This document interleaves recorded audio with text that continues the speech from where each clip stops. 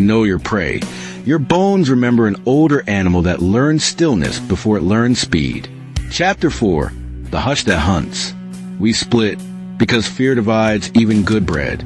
Theo and Lin took the trail around the tower toward the road. Felix and Mara grabbed what they could and went straight for stairs. I hesitated. The hush swung between the trees like a pendulum. Whichever way it pointed felt like the worst way. I trailed Felix and Mara. Halfway up, Mara looked down and froze. Halfway up is the worst place to be when the ground moves. Only the ground hadn't moved. The tall thing had stepped out from the pines to the meadow's edge. It was not the biggest thing I've ever seen, but it was the most absolute. Shapes like this don't ask questions. Shapes like this are answers. Its head was made of what looked like a cowl of old insulating cloth tarred stiff. The kind a person would wear to protect against sparks that stopped caring about skin. Over that cowl, plates of rusted metal had been wired and tied like excuses. Its chest was a rigid, inflated permanence of a man who died with his lungs full. Around its neck, where a ring and cable should have been, there was only a scar of emptiness, as if the missing weight had taken the weight of its name with it. Mara did not scream. She said Felix's name how you might set a glass down. Felix went still, his hands spread.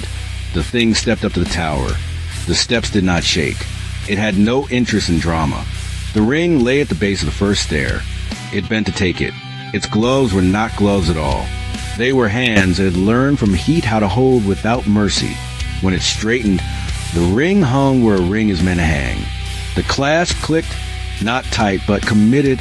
All of this took a slice of time thin enough to see through, but thick enough to cut us. Then it looked up, not to us, past us. It looked at the tower to a point where it ended and the skies started, and seemed dissatisfied by how easily the eye could slip from one to the other. Felix moved first. He tried to pull Mara past himself, as if he could reverse priority by rearranging bodies. The tower disagreed. Steps do that. They express who has a right to pass not by intention, but by physics. Felix slipped around her. His foot punched clean through a rotten slat, and he went to his knee with the shock of it. He grabbed for the rail. The ring snagged the wood. He hung on his belt, and the belt took that personally and failed. The thing was with him before I could say his name. It reached up, did not yank, did not toss, did not rave. It simply reattached the weight that had declared itself missing. Felix made a sound I will spend the rest of my life not wording. Then the thing stepped back as if embarrassed by the neatness. Mara tried to come down to him. I pulled her up. I don't remember choosing to. That's what self-preservation is. Agreements the body makes without consulting the soul. We ran into the room at the top.